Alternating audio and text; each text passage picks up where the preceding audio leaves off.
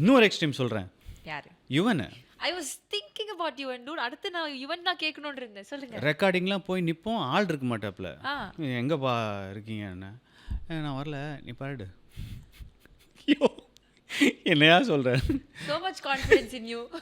இல்லை இல்லை, he knows because he also அங்கே சொல்லி கொடுக்குறவங்க ஒருத்தங்க இருப்பாங்கல்ல. இருப்பாங்க. ஓகே. ஸோ அவங்களுக்கு வந்து கொஞ்சம் ரொம்ப நாள் யுவன் கூட ஒர்க் பண்ணிவிட்டு யுவன் என்ன எதிர்பார்ப்பலன்னு தெரியும் அவங்களுக்கு.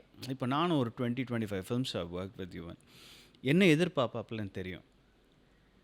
So they know that nook and corner, அதை மட்டும் அவங்க சொல்லிட்டாங்கன்னா போகிறோம். So you just do. இந்த இந்த எக்ஸ்பெரிமெண்டபிள் கொஞ்சம் ரொம்ப ஜாஸ்தி யுவனுக்கு.